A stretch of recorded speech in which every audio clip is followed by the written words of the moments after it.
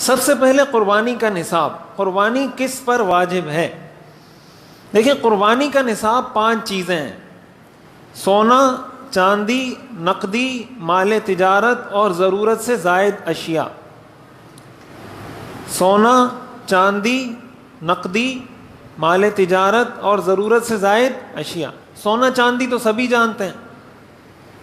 سونا چاندی کو کہا جاتا ہے. نقدی نقد پیسوں کو کہا جاتا ہے. نقدی چاہے 1 روپے ہو 2 روپے ہو وہ نقدی کہلاتی ہے. تو یہ 3 چیزیں تو بالکل واضح ہیں. چوتھے نمبر پہ آتا ہے مال تجارت. مال تجارت فقہ کی اصطلاح میں، شریعت کی اصطلاح میں اس مال کو کہا جاتا ہے جو انسان نے آگے بیچنے کی نیت سے خریدا ہو. ہر وہ چیز جو آپ نے اس نیت سے خریدی کہ اس کو میں آگے بیچوں گا اور اب تک آپ کی وہ نیت برقرار ہے. یہ 2 شرطیں ہیں.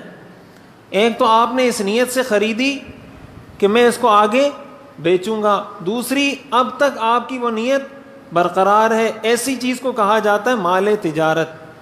جیسے کسی کی دکان ہے، اب اس دکان میں جو بھی چیزیں آتی ہیں، ظاہر ہے وہ جو دکان کے لیے چیزیں خریدتا ہے اس کا مقصد یہی ہوتا ہے کہ اس کو میں نے آگے بیچنا ہے.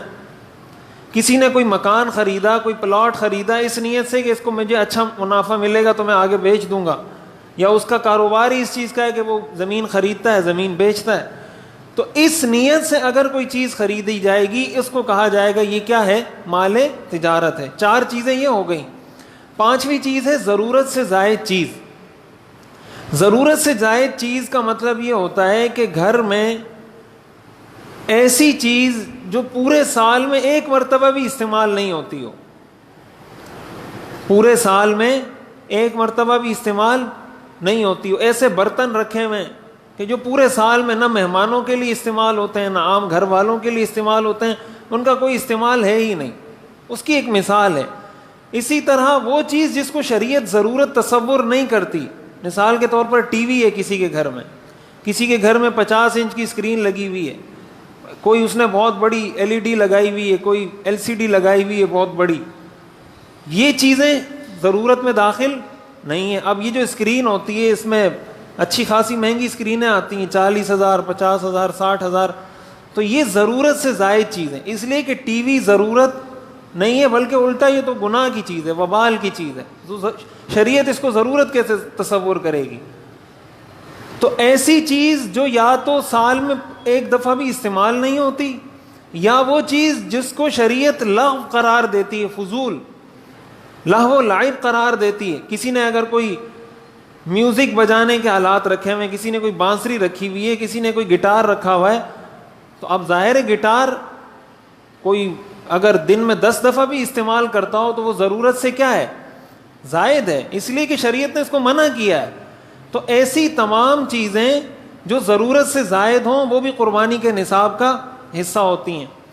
اب یہاں ایک بات یہ سمجھنی چاہیے کہ عموماً لوگوں کے ذہن میں یہ بات ہوتی ہے کہ اگر کسی کے پاس سونا ہے تو سونے کا نصاب ہے 7.5 تولہ، چاندی کا نصاب ہے 52.5 تولہ. اب جب کسی شخص کے پاس یا کسی خاتون کے پاس سونا ہوتا ہے، مثال کے طور پر کسی عورت کے پاس 3 تولہ سونا ہے، تو لوگوں کو یہ کنفیوژن ہوتی ہے. اکثر لوگ یہ سوال کرتے ہیں کہ 3.5 تولہ پر یا 3 تولہ پر یا 4 تولہ پر تو زکوٰۃ اور قربانی نہیں ہے. اس بات کو اچھے طریقے سے سمجھنا چاہیے کہ سونے کا نصاب اس وقت معتبر ہوتا ہے جب کسی کے پاس ان 5 چیزوں میں سے کچھ بھی نہ ہو. ان 5 چیزوں میں سے اس کے پاس صرف سونا ہو.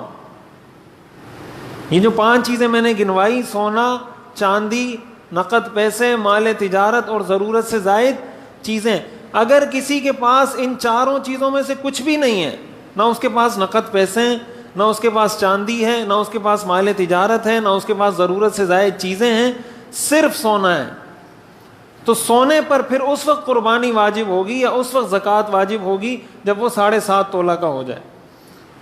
لیکن ظاہر ہے ایسا دنیا میں کوئی شخص نہیں ہوتا، ایسا دنیا میں کوئی نہیں ہوتا الا ماشاء اللہ کوئی ہو. اب اگر کسی کے پاس مثال کے طور پر 2 تولہ سونا ہے لیکن ساتھ اس کے پاس 10 روپے بھی ہیں تو یہ نقدی ہو گئی. 20 روپے ہیں تو یہ کیا ہو گئی؟ نقدی ہو گئی. یا اس کے پاس ضرورت سے زائد چیزیں ہیں، تو اس کا مطلب سونا بھی ہے، سونے کے ساتھ پلس ایک چیز اور بھی ہے، ان 5 چیزوں میں سے ضرورت سے زائد چیز ہے۔ ایسی صورت میں شریعت سونے کے نصاب کا اعتبار نہیں کرتی، ایسی صورت میں شریعت چاندی کے نصاب کا اعتبار کرتی ہے۔ تو چاندی کا نصاب ہے 52.5 تولہ چاندی۔ اب اگر مثال کے طور پر کسی شخص کے پاس یا کسی خاتون کے پاس 2 تولہ سونا ہے اور 100 روپے ہیں، اس کے پاس 2 تولہ سونا ہے اور 100 روپے ہیں، اب سونے کے نصاب کا اعتبار نہیں ہوگا، اس لیے کہ صرف سونا نہیں ہے بلکہ اس کے ساتھ نقدی بھی ہے۔ اب اس سونے کی قیمت لگائی جائے گی، سونے کی قیمت لگائی جائے گی، اور ظاہر ہے 2 تولہ سونے کی قیمت 52.5 تولہ چاندی کی قیمت سے بہت زیادہ ہے۔ 52.5 تولہ چاندی تو 38,000 37,000 36,000 یہ اس کے ریٹ ہیں، اور 1 تولہ سونا اس سے ڈبل مہنگا ہے۔ تو اگر کسی کے پاس 2 تولے سونا ہے تو مثال کے طور پر اگر 70-80 ہزار روپے 80,000 روپے اگر تولہ ہے سونا، تو اس کا مطلب ایسی خاتون کے پاس یا ایسے مرد کے پاس تو 1,60,000 روپے ہیں، اور اگر 100 روپے اور ہیں تو 1,60,100 روپے ہیں اس کے پاس۔ اس کا مطلب یہ ہوا کہ اس کے پاس جو پیسے بن رہے ہیں یہ 52.5 تولہ چاندی سے زیادہ بن رہے ہیں۔ جب زیادہ بن رہے ہیں تو اس پر بھی قربانی ہوگی۔ تو یہ بات اچھے طریقے سے سمجھنی چاہیے کہ سونے کا نصاب شریعت میں اس وقت معتبر ہوتا ہے جب سونے کے ساتھ ان 5 چیزوں میں سے کوئی چیز نہ ہو۔ اگر ان 5 چیزوں میں سے کوئی چیز ہے تو پھر سونے کے نصاب کا اعتبار نہیں ہوگا، پھر چاندی کے نصاب کا اعتبار ہوگا، اور چاندی کا نصاب 52.5 تولہ چاندی ہے، اور وہ جب کسی کے پاس 1 تولہ سونا بھی ہو تو اس کے اوپر بھی وہ پورا ہو جاتا ہے اگر اس کے پاس نقدی ہے۔ یہ تو ہے قربانی کا نصاب۔ اب یہاں ایک چیز یہ سمجھنی چاہیے کہ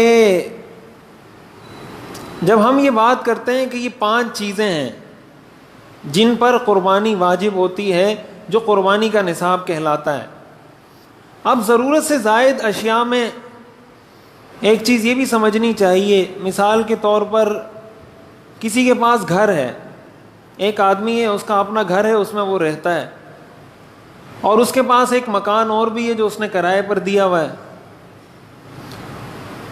ایک مکان اس نے کرائے پر دیا ہوا ہے، یا کسی کے پاس 2 گاڑیاں ہیں، 2 گاڑیاں اس نے کرائے پر دی ہوئی ہیں۔ اب آیا ان گاڑیوں کی قیمت پر قربانی ہوگی یا نہیں، تو یہ ڈیپینڈ کرتا ہے اس چیز پر کہ یہ ضرورت سے زائد ہے یا نہیں ہے۔ قربانی کا نصاب میں نے بتایا نا 5 چیزیں، سونا، چاندی، نقدی، مال تجارت اور ضرورت سے زائد اشیاء۔ یا تو یہ گاڑی مال تجارت ہے، یا یہ زمین مال تجارت ہے کہ اس نے یہ بلڈنگ خریدی اس نیت سے کہ میں نے آگے بیچنی ہے تو مال تجارت ہو گئی، تو آٹومیٹک اس پہ قربانی ہے، اس پر زکوٰۃ بھی ہے۔ اسی طرح تجارت کی نیت سے نہیں خریدی، اس نے کوئی مکان خریدا، کرائے پر چڑھا دیا اس نے، لیکن یہ جو کرایہ ہے یہ اس کی ضرورت سے زائد ہے۔ ضرورت سے زائد ہونے کا مطلب یہ ہے کہ اس کا جو گزر بسر ہوتا ہے، وہ جو اپنی زندگی گزارتا ہے، اس کا انحصار اس کرائے پر نہیں ہے، اس کا اپنا کوئی کاروبار ہے، کوئی بھی انکم کا کوئی دوسرا سورس، کوئی دوسرا ذریعہ ہے جہاں سے وہ کماتا ہے، اس پہ خرچ کرتا ہے۔ یہ جو گھر کا کرایہ آتا ہے یا جو گاڑی کا کرایہ آتا ہے یا کوئی بھی چیز رینٹ پر دی ہوئی اس کا کرایہ آ رہا ہے، یہ اس کے پاس ایکسٹرا ایک چیز آ رہی ہے، اس کا سورس آف انکم یہ نہیں ہے۔ اس کا مطلب یہ جو پلاٹ ہے، یہ جو بلڈنگ ہے، یہ جو گاڑی ہے، یہ ضرورت سے زائد ہے۔ تو اب اس بلڈنگ کی وجہ سے یہ ضرورت سے زائد ہے، لہذا قربانی ایسے شخص پر کیا ہوگی؟ واجب ہوگی۔ لیکن اگر کوئی شخص ایسا ہے کہ وہ ایک گھر میں خود رہتا ہے، دوسرا گھر بھی اس کا ہے لیکن اس نے کرائے پر دیا ہوا ہے، اور اس گھر کا کرایہ اس کے گزر بسر کا ذریعہ ہے، وہ اسی سے اپنے پورا سیٹ اپ چلاتا ہے، اپنا پورا گھر چلاتا ہے، اس کا مطلب یہ ہوا کہ یہ جو دوسری جگہ یہ ضرورت سے زائد نہیں ہے بلکہ اس کی ضرورت کا حصہ ہے، لہٰذا جب ضرورت کا حصہ ہے تو پھر اس پر قربانی نہیں ہوگی۔ تو اس چیز کو اچھے طریقے سے سمجھ لینا چاہیے، نہ تو ہر حال میں بلڈنگ، گاڑی یا دوسری چیزوں پر قربانی ہوتی ہے، نہ ہر حال میں نہیں ہوتی، کبھی ہوتی ہے کبھی نہیں ہوتی۔ وہ ڈیپینڈ اس بات پہ کرتا ہے کہ یہ مال تجارت ہے یا نہیں، ضرورت سے زائد ہے یا نہیں۔ اگر مال تجارت ہے تب بھی ہے، اگر ضرورت سے زائد ہے تب بھی ہے. اگر مال تجارت بھی نہیں ہے، ضرورت سے زائد بھی نہیں ہے، تو اس پر قربانی واجب نہیں.